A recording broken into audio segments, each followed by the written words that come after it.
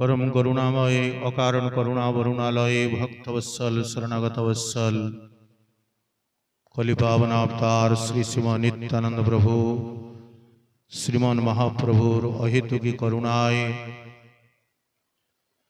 राधा गोविंद देवीर महती कृपाय गौड़ी संप्रदाय आचार्य वर्ज्य श्रील कृष्णदास कविराज गोस्वामी पादेर विरचित श्री श्री चैतन्य चरितामृत श्रवण करार दिव्य अवसर आमादेर के प्राप्त होच्छे ये भगवानेर अहेतुकी करुणा। कविराज गोस्वामी पाद भक्ति कल्पतरुर वर्णन करछेन। श्रीमान महाप्रभु এই জগতে এসে এই কল্পতরুর তিনি রোপণ করলেন। তিনিই বৃক্ষ আর তিনিই মালি। অচিন্ত শক্তি প্রভাবে তিনি মালি হয়ে এই বৃক্ষে রোপণ করলেন, যে বৃক্ষের ফল হলো প্রেম ফল। এই জগতের এমন কোন বস্তু নাই যে বস্তু সেই ফলের কোন মূল্য হইতে পারে। সেই কল্পতরুর প্রেম ফলকে মহাপ্রভু যারে তারে বিলিয়ে দিলেন। বৃক্ষের সমস্ত পরিবারকে আদেশ দিলেন কি আমি মালি, আমার কোন রাজ্য ধন নাই, সেই জন্য ফলমূল দিয়া আমি জীবের সেবা করি। আর জীবের সেবা করা পরোপকার এই সব থেকে বড় ধর্ম। সেই জন্য কেউ পায় কেউ না পায়, আর একা আমাকে দিতেও পরিশ্রম হয়। সেই জন্য আমি সবাইকে আদেশ দিলাম যে যাকে পাও, যে চায় তাকেও দাও, যে না চায় তাকেও দাও। কেউ পাত্র কেউ অপাত্র কোনো বিচার করিবেন না, সবাইকে গিয়ে প্রেম ফল দাও। কারণ আমার নাম বিশ্বম্ভর। এ নাম তখনই আমার সার্থক হবে যখন বিশ্বকে ভরে আমি এই প্রেম প্রদান করব। এখন সেই কল্প বৃক্ষের যে শাখা প্রশাখা মূল শাখা তার বর্ণন করছেন। মহাপ্রভুর যত ভক্তবৃন্দ, সমস্ত ভক্তবৃন্দ হি এই কল্পতরু শাখা প্রশাখা।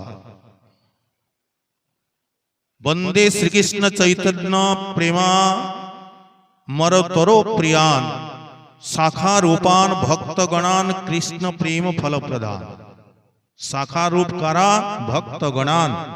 সেই শাখারূপ ভক্তগণকে যারা প্রেম ফল প্রদানকারী, এই চৈতন্য কল্প বৃক্ষে, এই ভক্তি কল্প বৃক্ষের যারা শাখা প্রশাখা, সেই মহাপ্রভুর ভক্তগণকে আমি প্রণাম করছি। এই বিষয়ে আমরা কিছু শ্রবণ করলাম। এই কল্প বৃক্ষের মুখ্য শাখার মধ্যে প্রথম দুটো শাখাকে বললেন শ্রীবাস পণ্ডিত এবং শ্রীরাম পণ্ডিত। তারপর আচার্য চন্দ্রশেখর এর একটি বড় শাখা, যার গৃহে মহাপ্রভু দেবী ভাবে নৃত্য করেছিলেন। পুণ্ডরিক বিদ্যানিধিও তিনিও একটি শাখা। এই কল্পবৃক্ষের গদাধর পণ্ডিতও একটি মুখ্য শাখা। বক্রেশ্বর পণ্ডিত যিনি একভাবে 24 প্রহর পর্যন্ত নৃত্য করেন, আর ইনার নৃত্যকালে স্বয়ং মহাপ্রভু গান করেন। মহাপ্রভুর চরণ ধারণ করে বক্রেশ্বর পণ্ডিত বলছেন কি আমাকে 10,000 গন্ধর্ব প্রদান করুন, তারা যেন গান করেন, আমি নৃত্য করি, তবেই আমার সুখ হয়। এই বক্রেশ্বর পণ্ডিত এই কল্পবৃক্ষের এক মুখ্য শাখা। पंडित जगदानंद प्रभुर प्राण रूप लोके ख्यात जेह सत्य भामार स्वरूप पूर्व लीलाए ইনি সত্যভামা ছিলেন পণ্ডিত জগদানন্দ। সেই সত্যভামার ভাবে মহাপ্রভুর প্রতি একটি স্বাভাবিক প্রেম, তো সেই জন্য প্রীতি ভাবে মহাপ্রভুর সেবা করতে চায়। কিন্তু মহাপ্রভু যেহেতু তিনি সন্ন্যাসী, লোক ভয়ে তিনি সেই সেবাকে গ্রহণ করতেন না। এই জন্য দুই জনার মধ্যে প্রায় করে মানে প্রেম কন্দল ঝগড়া তাদের মধ্যে চলত। একবার এই জগদানন্দ পণ্ডিত তিনি গৌড়মণ্ডলে গিয়েছিলেন। যখন ফিরলেন তো তিনি অনেক সুন্দর সুগন্ধিত কিছু তেল একটি কলসি করে নিয়ে এসেছিলেন। আর তেল বহুত গুণবন্ত তেল ছিল, কারণ মহাপ্রভুর সেই বায়ুর প্রকোপে উনাকে নিদ্রা আসতো না, যাতে উনাকে ভালোভাবে রাত্রে নিদ্রা আসে, সেই জন্য তিনি খুব সুন্দর তেল সুগন্ধি চন্দনান্দি তৈল তাহা এক পাত্র কইলা, সুগন্ধি করিয়া তেল গাগরি ভরিয়া নীলাচলে লইয়া আইলা যতন করিয়া। বহু যত্নে নিয়ে আসলেন, মহাপ্রভুর মস্তকে দিলে তো ওনার যে বায়ুর কোপটা একটু শান্ত হবে, রাত্রে নিদ্রা খুব ভালোভাবে আসবে। গোবিন্দকে সেই তেলের কলসটা দিলেন, কি প্রভুর অঙ্গে তুমি দিবে, লাগাবে। তো গোবিন্দ মহাপ্রভুর সেবক মহাপ্রভুকে নিবেদন করলেন কি জগদানন্দ পণ্ডিত আপনার জন্য ये তেল নিয়ে এসেছেন, খুব সুগন্ধিত তেল, আর আপনার মস্তকে দিতে বলেছেন। তো সেই জন্য আপনি একটু মস্তকে ধারণ লাগালে ये পিত্ত বায়ু যে প্রকোপ এটা শান্ত হবে। গৌড়মণ্ডল থেকে তিনি নিয়ে এসেছেন। মহাপ্রভু শুনে বললেন, সন্ন্যাসীর ধর্ম নয় সে তেল ব্যবহার করবে, এটা সন্ন্যাসীর ধর্ম নয়। আর প্রভু কহে সন্ন্যাসীর নাহি তৈলে অধিকার, তাহাতে সুগন্ধিত তেল পরম ধিক্কার। তাতে আবার সুগন্ধিত তেল, যখন আমি রাস্তা দিয়ে যাব লোকে কি বলবে? সেই জন্য জগন্নাথে দেহ তেল দীপ যেন জ্বলে, তার পরিশ্রম হইবে পরম সফলে। এই জন্য জগন্নাথ মন্দিরে দিয়ে দাও, সেখানে দীপ জ্বলবে, তার পরিশ্রমটাও সার্থক হয়ে যাবে। একথা শুনে গোবিন্দ কিছু বলতে পারলেন না, জগদানন্দ পণ্ডিতকে জানালেন। জগদানন্দ পণ্ডিত শুনে কিছু বললেন। আমার কিছুদিন যাওয়ার পরে গোবিন্দ পুনঃ নিবেদন করলেন কি জগদানন্দের ইচ্ছা, পণ্ডিতের ইচ্ছা কি আপনি সে তেলটাকে অঙ্গীকার করুন। শোনা মাত্র মহাপ্রভু একটু ক্রোধ করে বললেন, তাহলে একটা মর্দনিয়াও রেখে নাও, তেল লাগাবার একজন মর্দনিয়া তেল লাগাকে আমাকে মালিশ করিবে।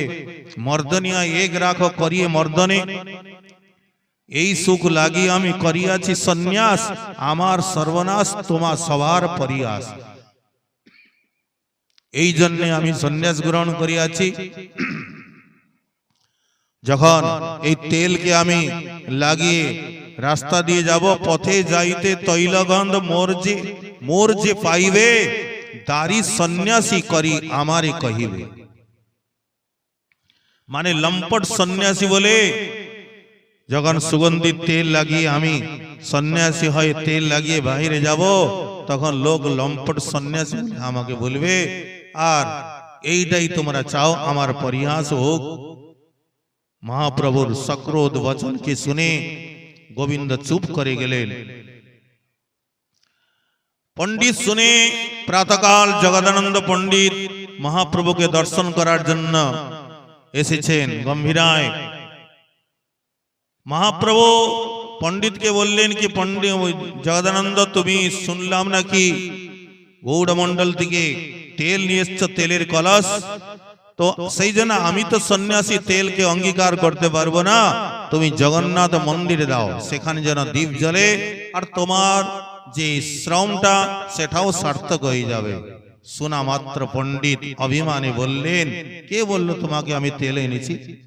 কে বললো? সব মিথ্যা কথা, কোনো তেল নাই। এই বলে ভিতরে গেলেন, তেলের কলসিটাকে নিয়ে এসে মহাপ্রভুর সম্মুখে সেইখানে নিচে ফেলে দিলেন, ভেঙে ফেললেন। আর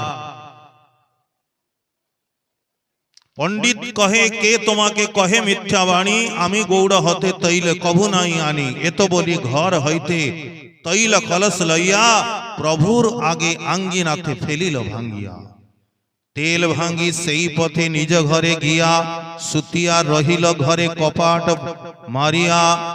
পণ্ডিত জগদানন্দ অভিমানে চলে গেলেন, ঘর বন্ধ করে শুয়ে পড়লেন।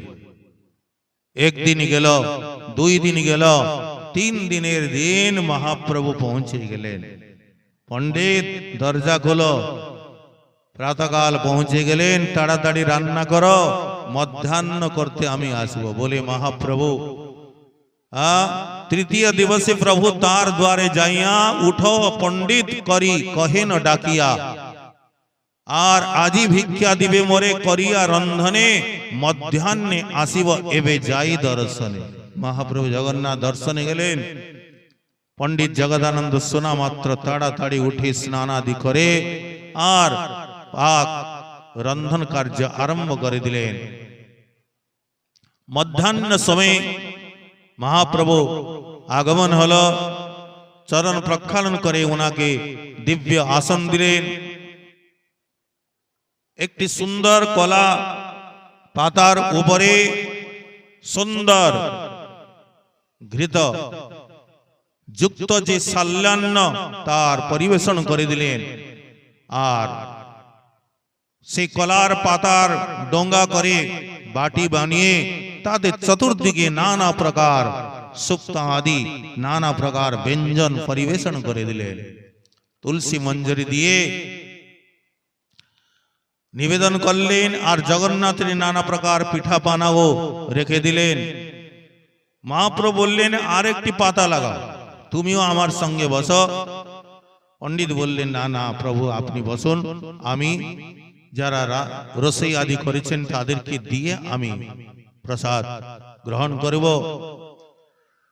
তো মহাপ্রভু প্রসাদ গ্রহণ করলেন। মহাপ্রভু প্রসাদ গ্রহণের সময় পণ্ডিতের খুব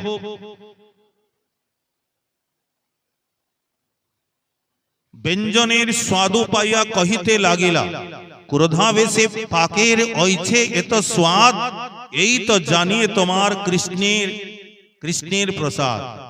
ক্রোধে রান্না করেছে তাই এত স্বাদ, তো এতে বোঝা যাচ্ছে কৃষ্ণের কৃপা তোমার উপরে পূর্ণরূপে আছে। আপনি খাইব কৃষ্ণ তাহার লাগিয়া, তোমার হস্তে পাক করায় উত্তম করিয়া। ভগবান শ্রীকৃষ্ণ নিজে গ্রহণ করিবেন, সেই জন্য তোমার দ্বারা এত সুন্দর রন্ধন করেছে। ঐছে অমৃত অন্ন কৃষ্ণে কর সমর্পণ, তোমার ভাগ্যের সীমা কি করে বর্ণন। পণ্ডিত কহে, যে খাইবে সেই পাক কর্তা, আমি সব কেবল মাত্র সামগ্রী আহর্তা। জগদানন্দ পণ্ডিত পুনঃ পুনঃ পরিবেশন করছে। মহাপ্রভু ভয়ে কিছু না বলেই সমস্ত প্রসাদ গ্রহণ করতেছেন। বারবার মহাপ্রভুর ইচ্ছা হচ্ছে উঠতে, কিন্তু ততক্ষণ জগদানন্দ পণ্ডিত পুনঃ আবার পরিবেশন করে দিচ্ছেন। সেদিন মহাপ্রভু 10 দিনের যে ভোজন ওনাকে করতে হলো, অন্ততগত মহাপ্রভু বললেন, বাস পণ্ডিত অনেক খাওয়া ইচ্ছা, এইবার আমাকে উঠতে দাও। মহাপ্রভু উঠে মুখ প্রক্ষালন করলেন আর ওনাকে আর মুখমাস দিলেন, মুখ শুদ্ধি দিলেন। আর মুখ শুদ্ধি নিয়ে মহাপ্রভু সেইখানেই বসলেন। তবে মহাপ্রভু উঠি কইল আচমন, পণ্ডিত আনি দিলা মুখবাস, মাল্য চন্দন আদি দিলেন, মুখশুদ্ধি দিলেন। মহাপ্রভু সেইখানে বসে পড়লেন, বললেন পণ্ডিত আমার সম্মুখে তুমি ভোজন করো তবেই আমি যাব। কারণ প্রীতি খুব স্বাভাবিক একটি প্রীতি।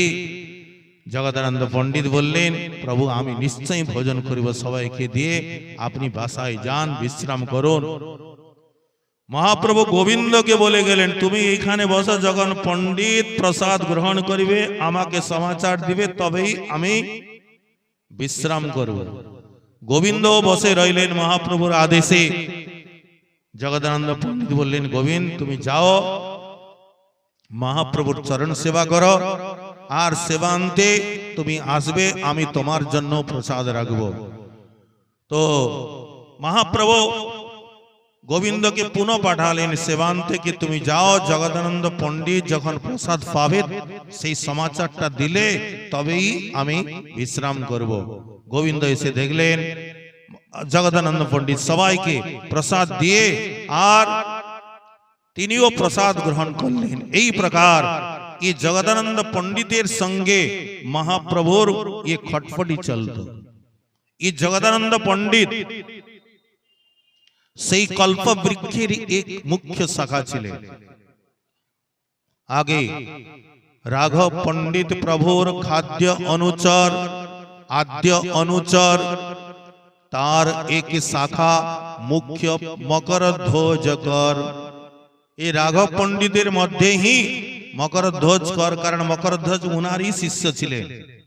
সেখান থেকে রাঘব পণ্ডিতের শাখা থেকে একটি উপশাখা মকরধ্বজকর, যে রাঘব পণ্ডিত প্রত্যেক বর্ষ মহাপ্রভুর জন্য ঝালি করে পিটারি করে নানা প্রকার দ্রব্য নিয়ে আসতেন রথযাত্রা সময়ে। প্রভুর ভোগ সামগ্রী যে করে 12 মাসি, তার ভগ্নী দময়ন্তী প্রভুর প্রিয় দাসী। ওনার ভগ্নী দময়ন্তী দেবী তিনি পুরো বৎসর কাল নানা প্রকার সামগ্রী আয়োজন করে তিনি মহাপ্রভুর জন্য রাখতেন। সেসব সামগ্রী যত ঝালিতে ভরিয়া রাঘব লইয়া যান গুপত করিয়া।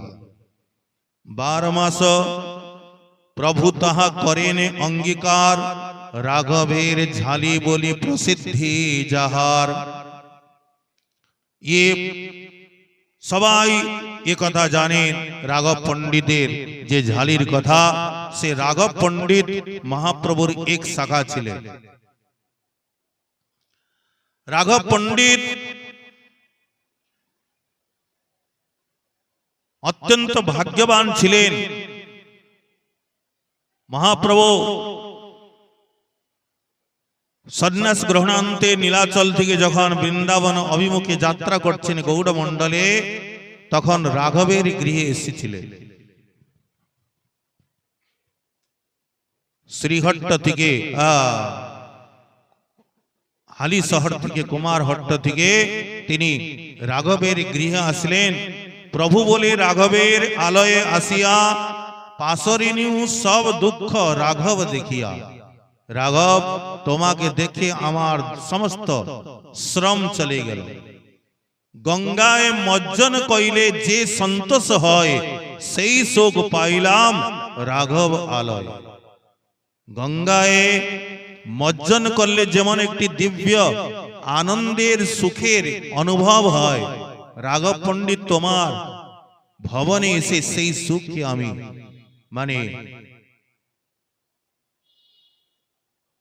অনুভব করলাম। রাঘব পণ্ডিত বহুত প্রীতি ভরে সেবা করতেন। ওনার যে বিগ্রহ রামকৃষ্ণ থাকতেন, বহুত প্রীতি ভরে হাসি বলে প্রভু শুনো রাঘব পণ্ডিত, কৃষ্ণের রন্ধন গিয়া করহ তরিত। আজ্ঞা পাই শ্রী রাঘব পরম সন্তোষে, চলিলেন রন্ধন করিতে প্রেমের রসে। মহাপ্রভু যে রাঘব পণ্ডিতকে বলছেন যাও তুরন্ত ঠাকুরের জন্য পাক করো, রন্ধন করো। কয়জন সৌভাগ্যশালী এই জগতে হন যার গৃহে সাক্ষাৎ ভগবান গিয়ে বলছেন রন্ধন করো বলে। চিত্ত বৃত্ত যতেক মানস আপনার সেই মত পাক বিপ্র করিলা অপার। আইলেন মহাপ্রভু করিতে ভোজন নিত্যানন্দ সঙ্গে আর যত আপ্তগণ। ভোজন করেন গৌরচন্দ্র লক্ষ্মীকান্ত সকল ব্যঞ্জন প্রভু প্রশংসে একান্ত। নিত্যানন্দ প্রভু আদি সমস্ত ভক্তগণকে নিয়ে মহাপ্রভু রাঘবের গৃহে প্রসাদ গ্রহণ করলেন। প্রভু বলে, রাঘব কি সুন্দর পাক, এমত কোথাও আমি নাহি খাই শাক। কি শাক বানিয়েছ, মহাপ্রভুর অত্যন্ত প্রীতি শাকের প্রতি। সেই শাক ভাজার প্রশংসা করছেন। শাকেতে প্রভুর প্রীতি রাঘব জানিয়া রাঁধিয়া আছেন শাক বিবিধ আনিয়া। বিভিন্ন প্রকার শাক এনে তিনি রন্ধন করেছেন। এই মত রঙ্গে প্রভু করিয়া ভোজন বসিলেন গৃহা প্রভু করি আচমন। রাঘব পণ্ডিতকে সেখানে আরো ভক্তগণ এসে মহাপ্রভুর সঙ্গে সাক্ষাৎকার করেছেন। মহাপ্রভু রাঘব পণ্ডিতকে বলছেন, রাঘব আমি একটি অত্যন্ত গুপ্ত কথা তোমাকে বলছি। রাঘব তোমারে আমি নিজ গোপ্য কহি, আমার দ্বিতীয় নাহি নিত্যানন্দ বহি। এই নিত্যানন্দ ভিন্ন, আমার দ্বিতীয় আর কেহ নাই, অথবা এই নিত্যানন্দ আমার থেকে দ্বিতীয় নয়। একই বস্তু, একই তত্ত্ব, কেবল দেহ মানে ভিন্ন, আর বাকি সব অভিন্ন। এই নিত্যানন্দ যেই করয়ে আমারে, সেই করি আমি এই বলিল তোমারে। এ যা কিছু করায় আমি তাই করি। আমার সকল কর্ম নিত্যানন্দ দ্বারে, অকপটে এই আমি কহিল। এ নিষ্কপট, এ কোনো বনাবটি নয়, কোন কপটযুক্ত নয়, আমি নিষ্কপট তোমাকে কথা বলছি। অকপটে এই আমি কহিল তোমারে। যেই আমি সেই নিত্যানন্দ ভেদ নাই তোমারে, তোমার ঘরের সব জানিয়া জানিবা এথাই। তোমার ঘরেই সব জানিবা এথাই। আমার মধ্যে নিত্যানন্দের মধ্যে কোনো ভেদ নাই। মহাযোগেশ্বরে যা পাইতে দুর্লভ, নিত্যানন্দ হইতে তাহা পাইবা সুলভ। মহাযোগেশ্বরগণকে গো, কেবল যোগেশ্বর নয়, মহাযোগেশ্বরগণকে যা যে বস্তু দুর্লভ, সে বস্তু এ নিত্যানন্দ থেকে প্রাপ্তি করবে। এ বিলকুল সুলভ, এনার থেকে এ থেকে হইয়া তুমি মহা সাবধান। নিত্যানন্দ সেবিহ যেহেন ভগবান।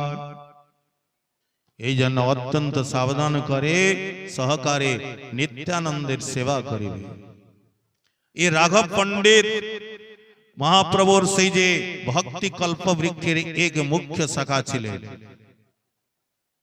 আগে বলছেন পণ্ডিত গঙ্গাদাস, যার কাছে মহাপ্রভু বিদ্যা অধ্যয়ন করতেন, ব্যাকরণ। এ পূর্বলীলায় যিনি সান্দীপনী ছিলেন, প্রভুর অত্যন্ত প্রিয় পণ্ডিত গঙ্গাদাস, যাহার স্মরণে হয় ভববন্ধনাশ।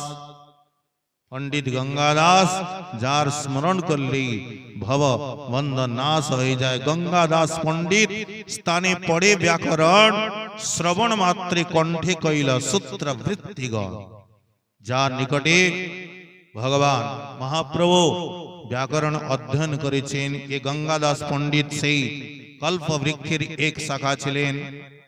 চৈতন্য পার্ষদ শ্রী আচার্য পুরন্দর পিতা করি, যারে বলে গৌরাঙ্গ সুন্দর। এ আচার্য পুরন্দর ইয়েও মহাপ্রভুর এক পার্ষদ ছিলেন। ইনার এমন কোন লীলা বর্ণন তো আসে না, কিন্তু নীলাচল গমনের সময় যখন মহাপ্রভুর পার্ষদগণ গৌড়মণ্ডল থেকে আসেন, তো সেই পার্ষদগণের মধ্যে ইনারও নাম আছে, আচার্য পুরন্দর। আর আচার্য পুরন্দর জগন্নাথ মিশ্রেরও একটি উপাধি ছিল, উনাকেও আচার্য পুরন্দর উপাধি বলে ডাকা হইত। এই জন্য একই নাম বলে মহাপ্রভু ইনাকে পিতা বলে ডাকতেন। পিতা করি যারে বলে গৌরাঙ্গ সুন্দর। চৈতন্য ভাগবতে একটি পয়ারে বলেছেন মহাপ্রভুর পিতা শ্রী হরসে চলিলা শ্রী আচার্য পুরন্দর, বাপ বলি যারে ডাকে শ্রী গৌর সুন্দর। সেখানে চৈতন্য ভাগবতে অন্তে পয়ারে এসছে তাকে বাপ বলে ডাকতেন। একজন পার্ষদ সেই কল্পবৃক্ষের এক শাখা ছিলেন দামোদর পণ্ডিত।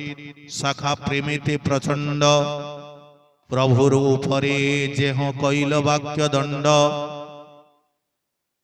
দামোদর পণ্ডিত এক শাখা ছিলেন এ কল্পবৃক্ষের।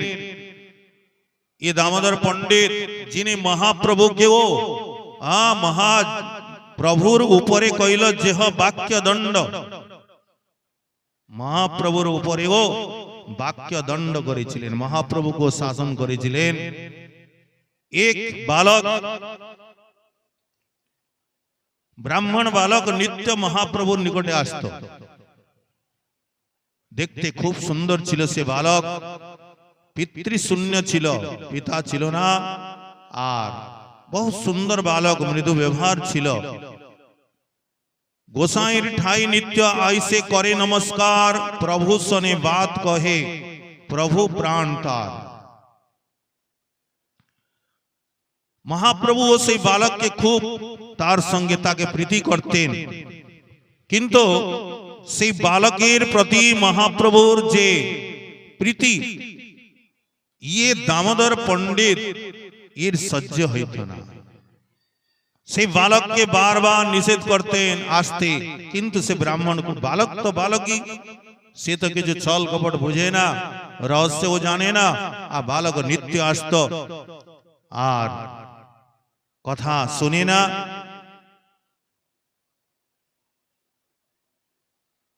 তো দামোদর পণ্ডিত মহাপ্রভুকে কিছু বলতে পারতেন না, কিন্তু মনে বড় দুঃখ পেতেন।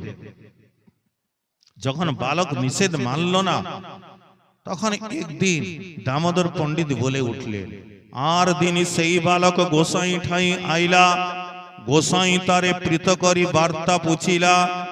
মানে মহাপ্রভুর নিকটে যখন বালক এসেছে, মহাপ্রভু তাকে সব জিজ্ঞাসা করেছেন।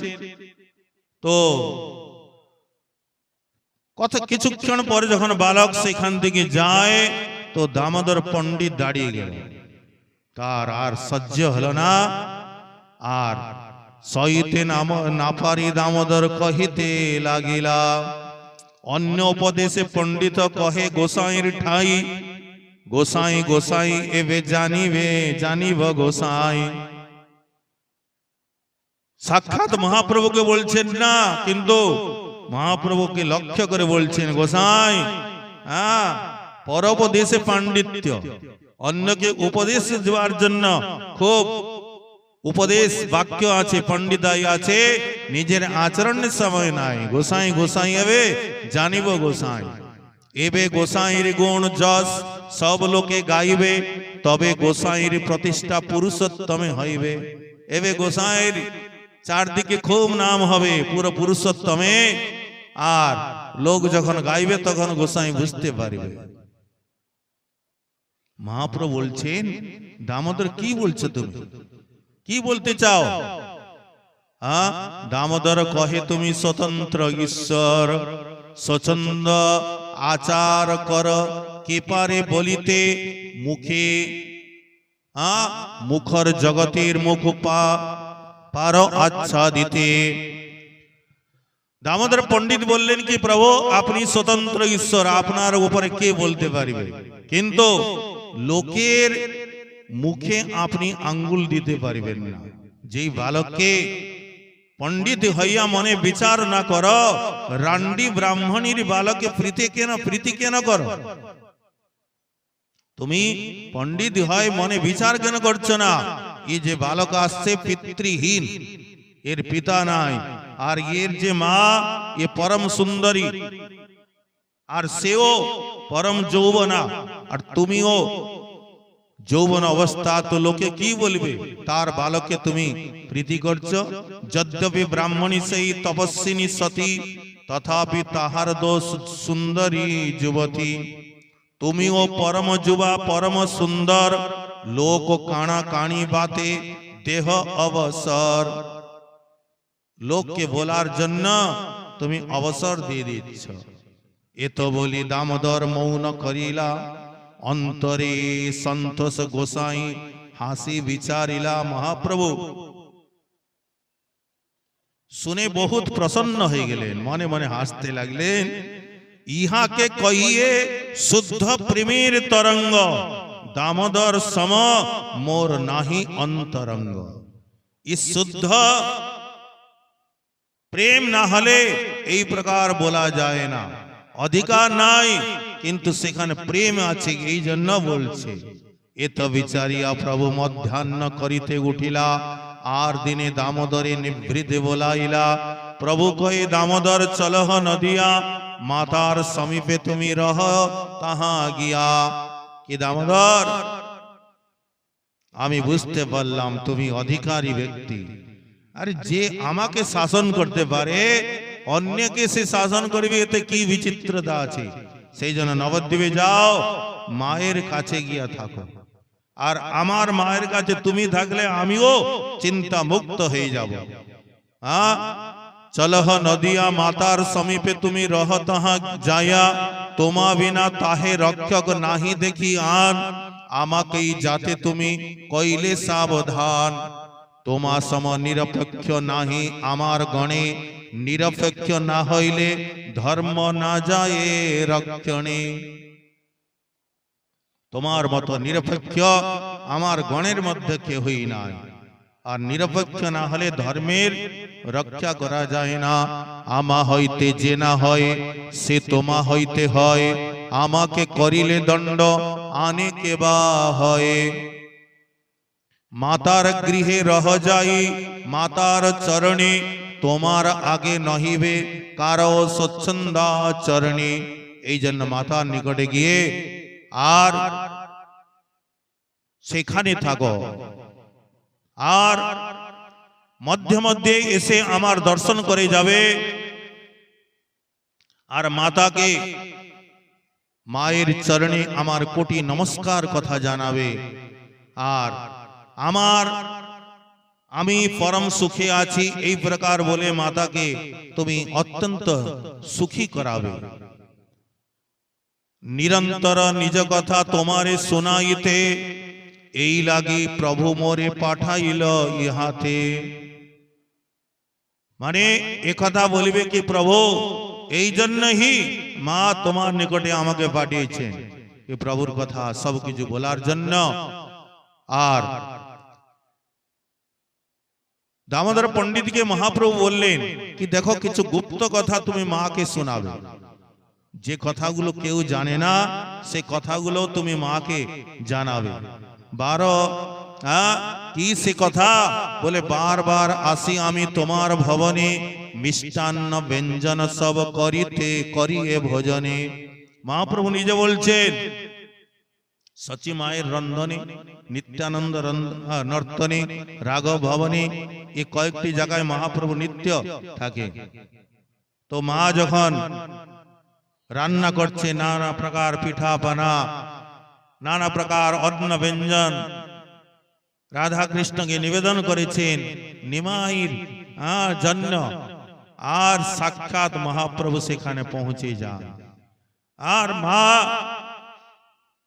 সব প্রসাদ রেখে স্মরণ করছেন, আমার নিমাই আসলে কত সুন্দর ভাবে সে এইসব প্রসাদ, বিষ্ণু প্রসাদকে গ্রহণ করত। সাক্ষাৎ মহাপ্রভু সেখানে পৌঁছে যেতেন, কিন্তু মা তো ভাবাবেশে মহাপ্রভু ভোজন করে চলে আসতেন। আর কিছুক্ষণ পরে মায়ের যখন বাহ্য অবস্থা আসতো, দেখতে থালিতে কিছুই নাই। আরে থালিতে আমি তো ভোগ লাগিয়েছিলাম, তো প্রসাদগুলো কি হলো? তাহলে আমি কি মানে এমনি হি মনে মনে ভাবতেছিলাম? আবার যে রন্ধনশালা, সেখানে গিয়ে দেখেন চুলার কাছে সব রান্নার বস্তু কিছু না কিছু তো পড়ে থাকে, অন্ন সবজির দানা সেসব পড়ে আছে। রান্না তো আমি করেছি, তাহলে বস্তুগুলো গেল কোথায়? আবার তিনি মা কি করতেন, আবার কিছু বানিয়ে ঠাকুরকে ভোগ লাগাতেন। সেই জন্য মাকে সমস্ত কথা বলবে, বারবার আসি আমি তোমার ভবনে, মিষ্টান্ন ব্যঞ্জন সব করিয়ে ভোজনে, ভোজন করিয়ে আমি, তুমি তাহা জানো, বাহ্য বিরহে তাহা স্বপ্ন করি মান। বাহ্য অবস্থা ভাবতে নিমাই কোথায়, নিমাই তো কবেই চলে গেছে, তাহলে আমি কি স্বপ্ন দেখলাম? আবার তিনি ভোগ লাগাতেন। আর শোনো, এই মাঘ সংক্রান্তে তুমি রন্ধন করিলা, নানা পিঠা ব্যঞ্জন ক্ষীর পায়েসে রাঁধিলা, কৃষ্ণে ভোগ লাগাইয়া যবে কইলে ধ্যান, আমা স্ফূর্তি হইল অশ্রু ভরিল নয়ন। আস্তে বেস্তে আমি গিয়া সকল খাইল, আমি খাইয়ে দেখি তুমি তোমার বড় সুখ হইল। আমি পৌঁছে গেলাম, সব কিছু ভোজন করলাম, আমাকে ভোজন করতে দেখে তুমি বড় সুখী হলে, কিন্তু ক্ষণেকে অশ্র মুচি শূন্য দেখে পাত, স্বপ্ন দেখি যেন নিমাই খাইল ভাত। মার যখন বাহ্য দশা আসে আর তিনি দেখছেন কি আমি কি স্বপ্ন দেখলাম, বাহ্য বিরহ দশাও পুনঃ ভ্রান্তি হইল, ভোগ না লাগাইল, এই সব জ্ঞান হইল। তো তিনি যখন খালি থালি দেখেছেন, পাতা দেখেছেন, তখন মায়ের ভ্রম হলো, মনে হচ্ছে আমি কিছু ভোগ লাগাই নাই, তাহলে এমনি থালিটা খালি হলো কি করে? এই প্রকার মহাপ্রভু দামোদর পণ্ডিতকে বলছেন কি এ সমস্ত কথা মাকে শুনিয়ে আর আমার মাকে সুখ প্রদান করিবে। এই মত বারবার করিয়ে ভোজন, তবে শুদ্ধ প্রেমে আমা করে আকর্ষণ, তোমার আজ্ঞাতে আমি আছি নীলাচলে, তোমার নিকটে নেওয়ায় আমা তোমার প্রেম বলে। মাকে জানাবে কি মা তোমার আজ্ঞাতেই আমি নীলাচলে আছি, আর তোমার প্রেমার বলে আমি বারবার যাই আর আসি। এই মতো বারবার করা হো স্মরণ, আমার নাম লইয়া তার বন্দিব চরণ। আমার নাম নিয়ে মায়ের চরণে নমস্কার করিবে। আর মহাপ্রভু এই প্রকার দামোদর পণ্ডিতকে বলে নানা প্রকার জগন্নাথের প্রসাদ দিয়ে তিনি নদিয়ায় মায়ের নিকটে পাঠিয়ে দিলেন।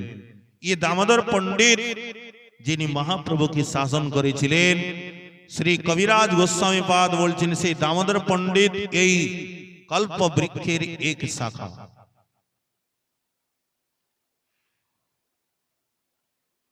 এই দামোদর পণ্ডিতের এক অনুজ ছিলেন, ওনার নাম, তাহার অনুজ শাখা শঙ্কর পণ্ডিত, প্রভু পাদোপধান যার নাম বিদিত। ये शंकर पंडित যাকে মহাপ্রভুর পাদোপধান মানে মহাপ্রভুর চরণে ये शंकर पंडित শয়ন করতেন, আর মহাপ্রভু নিজের চরণকে ইনার উপর রেখে দিতেন। স্বরূপ দামোদর রামানন্দ রায় আদি ভক্তগণের সঙ্গে রাত্রিতে অনেক রাত্রি পর্যন্ত মহাপ্রভু নানা প্রকার গীত গোবিন্দ আদি আস্বাদন করে যখন স্বরূপ দামোদর রায় রামানন্দ সেখান থেকে প্রস্থান করতেন,